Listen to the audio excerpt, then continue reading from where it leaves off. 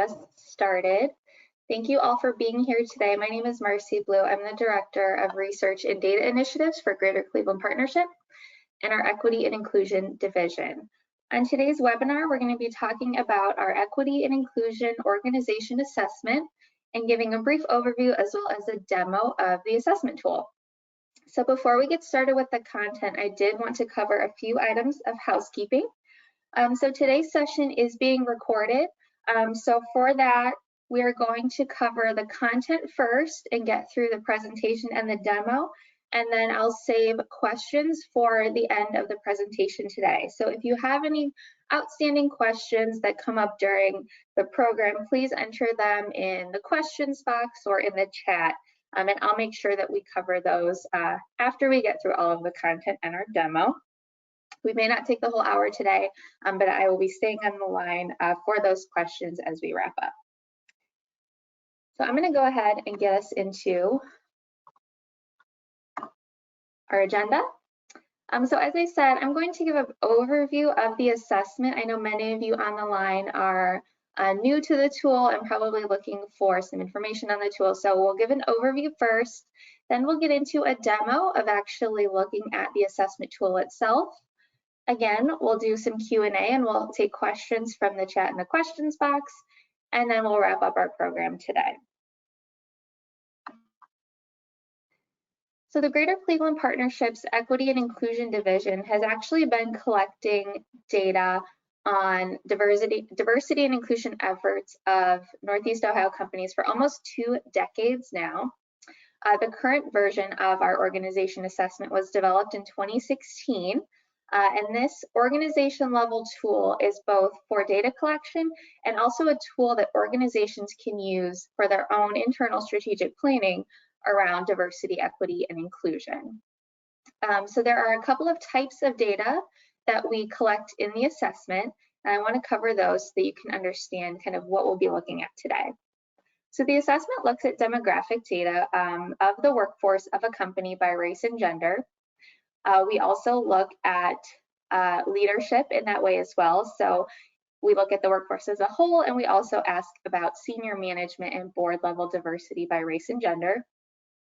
For industries that are a little bit differently structured or collect their data in a different way, we do have industry-specific demographic sections for those companies. So for healthcare, higher education, law and professional services firms, they see a separate set of employee level questions based on their structures. Then this year we also implemented a new section around IT departments and firms so that they can also have an industry specific level demographics piece.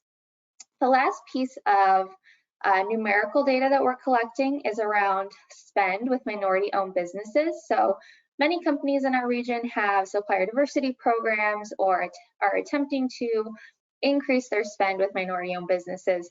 So we do ask questions about spend in our region as a whole, in relation to their spend with minority-owned businesses, and then some yes or no questions around your strategy for that. In addition to the demographics piece, we're also asking companies about the best practices that they've implemented internally around diversity, equity, and inclusion. And in the current version of our assessment, we have adapted the best practices piece from the Global Diversity and Inclusion Benchmark Structure. So this is a global framework developed by experts across the world that categorizes best practices for companies into 14 categories, and that is the framework that we use as well. We also have a scoring mechanism around this so that each company is able to see both by category and overall how they've scored out of a total points for best practices, and we'll get into that in more detail a little bit later. The Global Diversity and Inclusion Benchmarks Models is available online at the Center for Global Inclusion, and there is a robust 80+ page document that you can check out if you're interested in seeing their tool in its entirety. So I wanted to cover some of the frequently asked questions we typically get about using the assessment tool. So there are many different ways that a company can enter this data. The link and password that you receive is unique and confidential, and it can be shared. So if I'm the HR department and I'm entering the employee demographics for my company, I can enter that, send that link over to my colleague with the password, and they can enter maybe our supplier diversity data, and all of that progress is saved and able to be shared because of that link and password. Some companies prefer to do it that way. Others prefer to kind of have all their data in front of them before they enter it all at once. Any which way is fine. It's all up to your personal preference. But if you do have the data all in front of you and you're ready to enter it, it takes about 30 minutes to complete. If you're doing it more kind of on an as-you-go basis and working with other departments, it will take a little bit longer, but it's all up to your preference. Again, your progress is saved as you go. You can always close out of the link and come back to it later. Again, that link and password is unique to your organization and all of your progress is saved. All of our submissions are confidential. Only myself and my director have access to the information, and that link and password, again, is unique and not shared with anyone else. Any data that we share, any data results that we share either at the community level or on our website are always in the aggregate. We never report on anything linked to a company name or anything that would be identifiable. And we do keep a confidentiality level of 5 or more organizations for any data aggregation that we're doing. Once you complete the assessment, your best practices scores are available immediately, and we'll get into that in more detail later on. In addition to that, you are able to save your submission as a PDF, and you're also able to save those immediate best practice scores upon completion. So before we get into kind of the tool itself, I wanted to cover some of our highlights from the past year and what is new this year in 2021. So last year, obviously 2020 was a much different year, and we had a different experience with this project as well. Because of COVID and the murder of George Floyd and increase in interest around racial justice and racial equity, we did extend our data collection timeline significantly. Because of this, we were able to bring many more companies to the table. We had a record number of participants last year, over 150 companies participating and representing close to 200,000 employees in Northeast Ohio.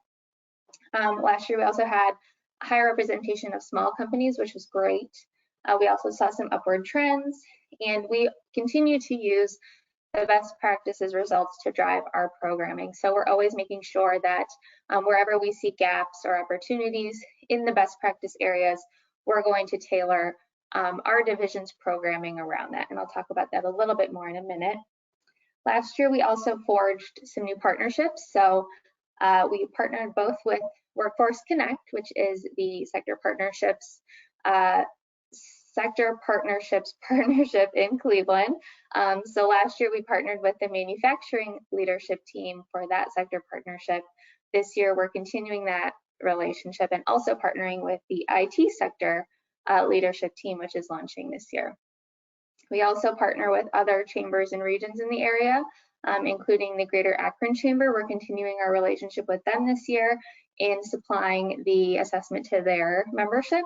And we're also partnering with the Canton Regional Chamber in Stark County this year.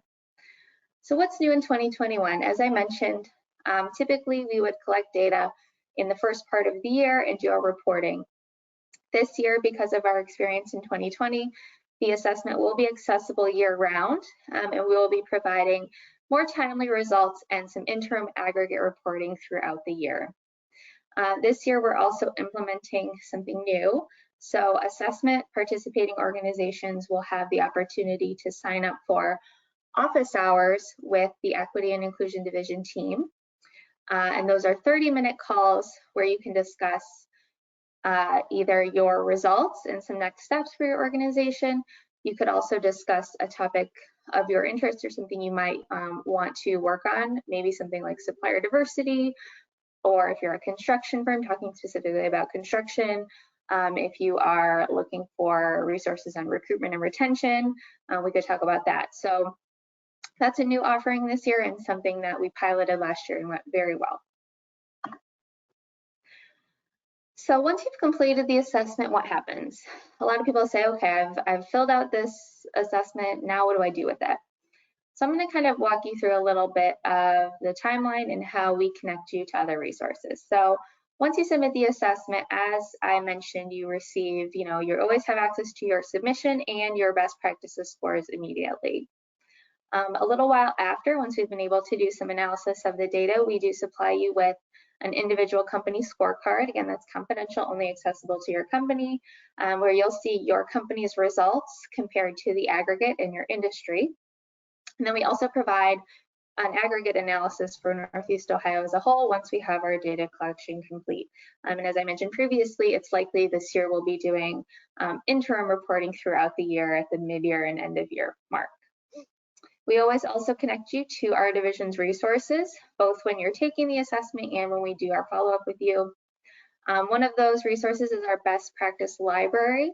And this is an open website, a repository of resources that our team has put together. Research, articles, toolkits, anything of relevance that we find we house in our best practice library, and it is structured to align with the assessment. So each of those best practice areas is a category on our best practice library. If you're interested in strategy, you can click right over to that section and find all of our resources in that area. We also have a breadth of Eni Division Programming. We host quarterly programs for diversity professionals called our Diversity Professionals Group. That's open to anyone who's working in this area, interested in this area, does not have to be a diversity professional. We also host quarterly sessions specific to procurement and supplier diversity. We have an annual inclusion conference in August every year. This year it will be virtual again. And then we also have programming specific to minority business growth on the other side of our programs. And as I mentioned, we are implementing office hours this year, so every company that participates in the assessment will have the opportunity to sign up for a short call with us to talk about your needs and next steps and where we might be able to help.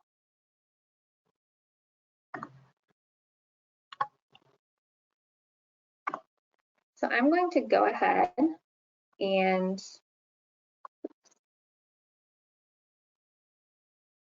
I'm freezing up a little here.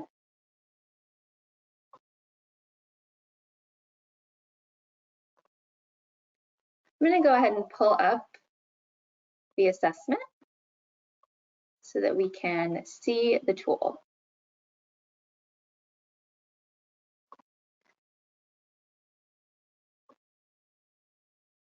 Okay.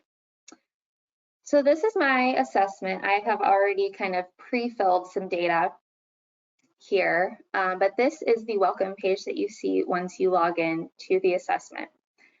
So here we have some introductory information, some tips and tricks for completing the assessment. So some things that might help as you click through it, how to click through it, that we don't have a save button, but that your information is saved as you go, as I mentioned earlier, and that you will have the option to save a PDF of your responses.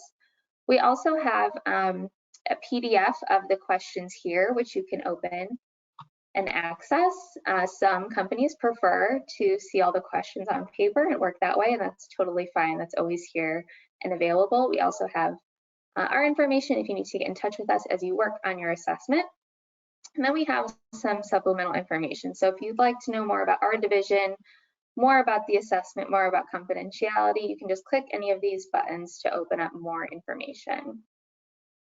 I'm going to go ahead and click to the next section. You can either use the arrows or the table of contents. I'm going to use the table of contents since I've already filled out some information here. So for my company, our first section, we ask for contact information. So for my fake company, MB Inc., I've included my address, my CEO's contact information, and my equity and inclusion organization contact information. So these two are required. Everything with an asterisk here is something that we're requiring. We do have other questions and we hope that you can fill them out, but we know that sometimes that's just not possible. So anything with an asterisk is most important and what we need to have submitted. The equity and inclusion assessment contact is the person who we will be doing our main outreach to. So once you submit the assessment, this contact will be receiving these subsequent reports and follow-ups and likely our outreach for next year's assessment. So just keep that in mind because this is a very important person that we're going to be in touch with throughout the year, and we want to make sure that it's the right person. So in addition to those contacts, we do also ask about if you have a DEI contact at your organization, an HR contact, procurement, and construction. And we do have programs specific to procurement and construction, and that's why we're interested in those contacts as well. So at the organization level, we do ask some information to describe the organization, and this really helps us for our data reporting and our reporting back to you. So we ask about organization type, whether you're for-profit, nonprofit, or government. So for my organization, I've chosen a for-profit that's privately held. If you're headquartered in Northeast Ohio, and we do have a definition of Northeast Ohio here, referring to these 15 or so counties. We ask about your industry segment. So I've chosen arts and culture, but you can see the exhaustive list here. And this is the area where if you are one of those special industries that I mentioned before that would see a different set of questions, this would indicate that. So for healthcare, if you clicked healthcare, you would see that set of questions and so on. I chose arts and culture for this because I wanted to see the traditional set of questions for our webinar, but all of these other subcategories that we do have are within the PDF on the first page if you're interested in seeing those. Does your organization have a board of directors or governing body? Mine does. Is my board appointed by a public appointing entity? No. And then if you do have any sort of certification, whether it's MBE, WBE, and so on, you would indicate that here. We ask about organization size, and this is total employees across locations. We know that a lot of companies in our area maybe are headquartered here or headquartered elsewhere, either at the national or global level.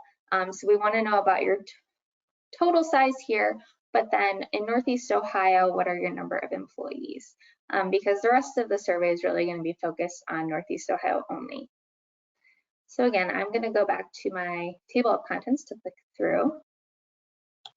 So this next page is where we get into the demographics. And again, if you're interested in seeing the definition of Northeast Ohio counties and the EEOC race and ethnicity identification, that information is included here as well. We have aligned our demographics piece on race with the EEOC definitions. We are hoping that this is useful for organizations who already have to report on this data and are already collecting it in this way, so that they don't have to reinvent the wheel here. They can just copy this information right over from their files. So we have those definitions here. For workforce demographics, I've already filled out some information here. So I have the race and gender of my employees as a whole in Northeast Ohio, and that's the head count as of the end of this past year.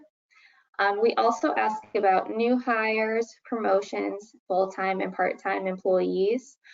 Those are not required fields, but we do hope that organizations can fill them out. The employees as a whole is required. The next piece looks at senior management specifically. So we do have a definition here on what senior management entails. And again, this is adapted from the EEOC as well. And again, this is just senior management headcount for Northeast Ohio as of the end of last year. Again, senior managers as a whole is required. We do also ask about new hires and promotions and hope that you can supply that. And you'll always see your progress at the bottom of the screen, so you can kind of assess how far along you are in the tool. The next section is on board demographics. It's set up the same way, specifically asking about your board members. Now, this is only visible to you if you select that you do have a board. If you select no for that question, you will not see this section. The next section I'm going to show you is our new IT workforce demographics section. Again, this is new to us this year. We partnered with our Eni Division and the IT sector partnership to create this set of questions both for tech firms and IT departments of companies in our region.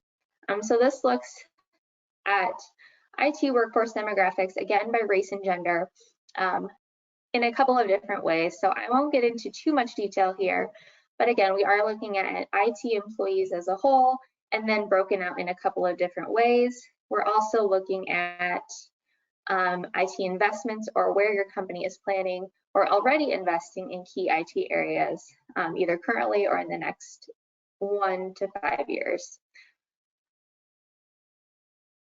And after we click out of the demographics piece, we start getting into the best practices. So before we get into that, we usually ask organizations, does your organization have a policy in place now or not?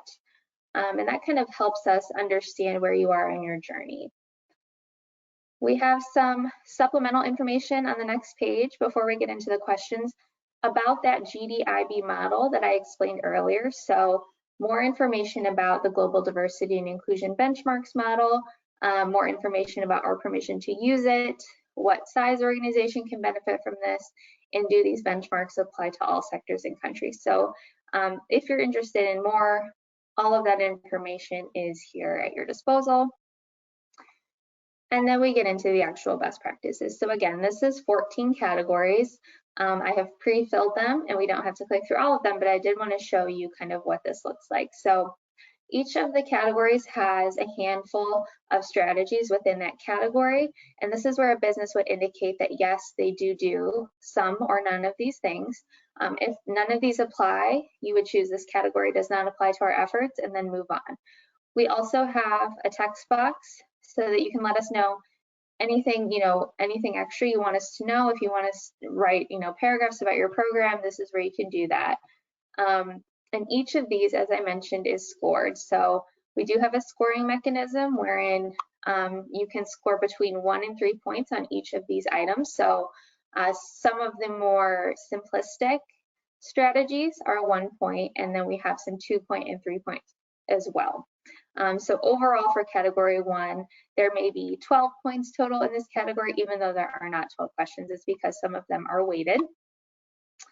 And once you click these, or this doesn't apply, you would move on to the next category. So category 2, for example, is leadership and accountability. So for my organization, I said our leaders willingly write and speak internally and publicly about our DEI efforts.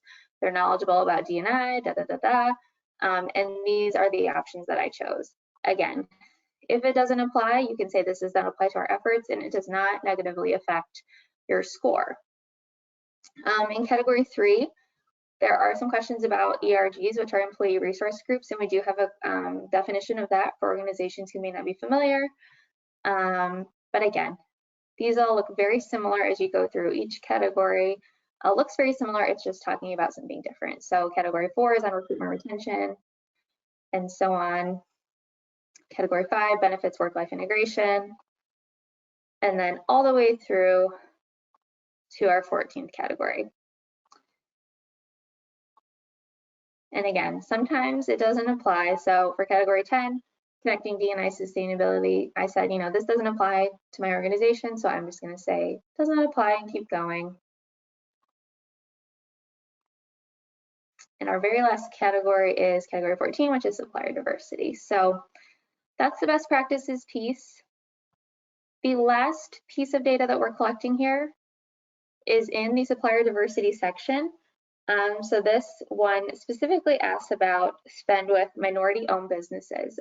We know that some organizations are looking at spend in different ways, maybe with MBEs, maybe also with women-owned businesses and LGBT. Because we are focused on racial equity specifically, we are only asking about spend with MBEs, which are minority-owned businesses. So if you look here, we have a little tip. If you're providing data, we ask that you use kind of the simplistic numeric values. So that's what I've done here. So for my organization in total, we spent $500,000, $150,000 with MBEs, and so on and so forth.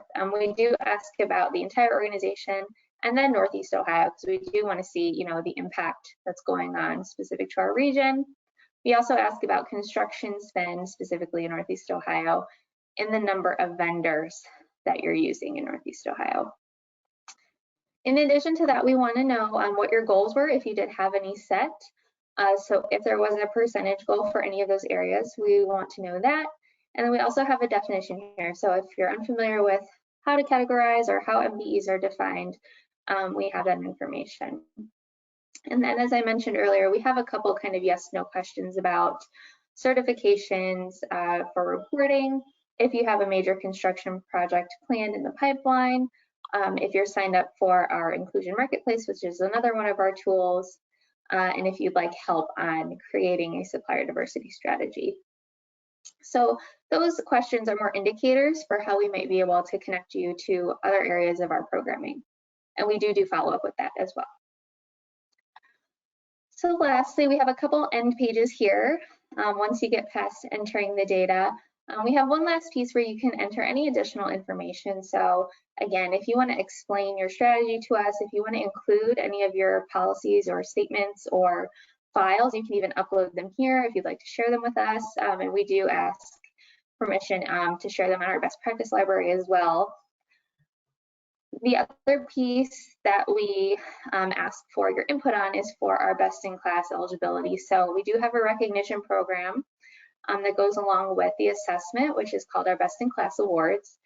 So we have categories in board diversity, senior management diversity, workforce diversity, supplier diversity, and diversity in the legal profession.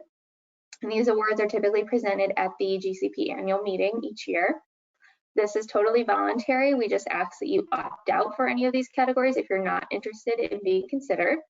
And for those organizations who would like to be considered, there are some stipulations. So you do have to be a member in good standing with GCP. You have to complete our division leadership commitment form, which is linked here. And then you do have to complete the sections of the survey that relate to those awards. So obviously, if you know, you want to be considered for board diversity and you didn't fill that piece out, that would not be applicable. So yes, again here, it's just an opt-out if you wouldn't like to be considered, and you can go ahead and click those to opt out. Lastly, we leave you with our resources, and you'll be seeing these again once you fill out your survey. We link to the best practice library that I mentioned before, to our website with all of our DEI programs and initiatives, and then to our Inclusion Marketplace, which is a web portal to source minority-owned businesses in the area and suppliers. I'm not going to get into it because this is not our purpose of our talk today, but this is a great resource if you are looking to find diverse suppliers and you'd like some help. And again, always linking to our webpage for more information. So I'm going to go ahead and submit this survey so you can see the best practice scores and kind of what it looks like once you click submit. So we do have a final page here where we ask you to kind of stop and make sure you're ready to be finished because we know that a lot of times maybe you want to go back, maybe you'd like to review it with someone else. So this is kind of your last chance to go back. Once you click past the stop sign, you cannot make changes to your submission. So just noting that once you see the stop sign, make sure you're ready to submit and then go ahead and click forward. So I'm going to go ahead and do that now. And again, before I make my final submission, I am able to save all of my answers here. So I could click download PDF and my submission is saved. And then I can do one final look at everything I've submitted all the way to the bottom and click that final arrow.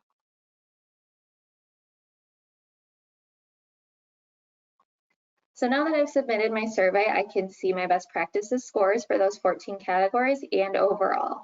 So as I mentioned, we have a scoring mechanism for each category, and overall, the total number of points you can receive is out of 170. So you can see here, I have submitted to receive 80 points out of 170 based on my responses, and I can see all of my responses here and by category.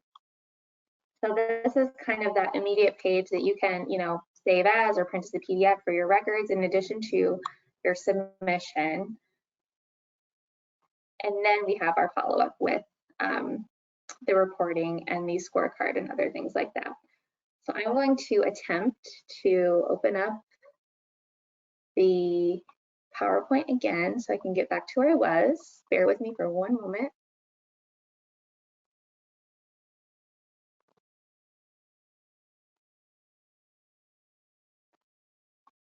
Okay.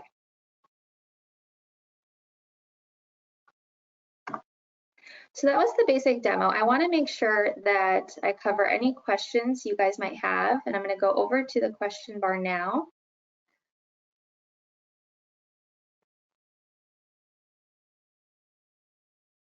So I see a question here. Sorry, it's not very big on my screen. I'm going to try to make it a little bit larger. So how many times can a company take an assessment in 2021? Can companies reassess later in the year? So because we're asking in 2021 about 2020 data, you wouldn't be retaking the assessment in 2021. We're looking at the previous calendar year. So that data is, kind of set in stone, not much is changing. I understand the best practices are probably changing, but that would be something we would look at then in 2022. Mostly because of data reporting, we want to make sure that we're able to aggregate the data and report on the group as a whole. And that's very difficult if each company is kind of working on a different timeline and giving us numbers from different points in the year. So that's the best way I can answer that question. Now, if you did have a submission that you wanted to make changes to, you always have the option to do that, and I can help you do that. But once you've submitted and the data is final, there would not really be a reason to retake it later in the year. But as I mentioned, we are keeping it open throughout the year. So that's not to say if you're using it as an internal tool for awareness building that it wouldn't be useful. We just wouldn't be providing multiple scorecards and reports for that purpose. Should organizations do the assessment annually? Absolutely. I think that's one of the most valuable pieces of the tool is that you can see your results year to year and really see where those areas of growth and opportunity are. Sometimes we have companies who are hesitant to provide this data or really look at it and examine what's going on internally. And I think sometimes that can be a barrier, but our message is always that you have to know where you are before you can really start to make changes and start to build out your programming. How can you know where you're starting from without doing something like this? So annually is great, and that's what most companies do. We have a core group of 100 or so companies that are participating year to year and able to see both their progress and also recognition. So a company might go from not having much to becoming a best practice winner in a couple, or a best in class winner in a couple of years, which is really, really encouraging both for them and for, I think, the region to just be able to see that growth. And it also helps us, from a data perspective, we want to be able to tell the story of the region in the best way that we can and show progress in the best way that we can. And that's difficult if we're looking at different companies year to year. Not to say it's not valuable, but to be able to have that true apples to apples comparison is really, really valuable. And I think both for the company and for us as a chamber and as a region. It is free if you're a member. The assessment is free to all GCP members. And again, I mentioned we do have some partnerships with external companies that we have relationships with as well. But for anyone who's a GCP member, or if you're in the Cleveland area and you're interested, we can also give you more information on the assessment as well, even if you're not a member. So please reach out in any event. I do have my information. I'm going to click over to the last slide here to say that we don't have an open link to the assessment, again, because it's a member benefit, and it also is a confidential link and password that your company receives. So if you are interested, please reach out directly to me at my email here on the screen. It's mblue@gcpartnership.com, or you can visit our webpage. We have a contact form that once you fill out, that information gets sent directly to me, and I can follow up to send you your link and password. So it's probably easier to reach out directly to me, but the information is also available on our webpage, social media, and many other places. So those were the only 3 questions that I see now, and I don't see anything in the chat. So I'm going to assume that we covered everything today and let you guys go a little bit early. Thank you so much, everyone who attended. I'm just very, very happy to make the connection to all of you and share this information with you, and hope that it was useful, and hope that you will consider participating in the assessment this year. I can also do a follow-up email to the whole group and everyone who registered, and that might be the easiest way to send you all more information. So I will make sure that myself and our team do that follow-up with you. So thank you all so much. It was great to talk to you today, even just through a webinar. And please feel free to follow up with me with any questions or concerns or thoughts. I'm always happy to chat about the assessment. Thank you. Have a great day.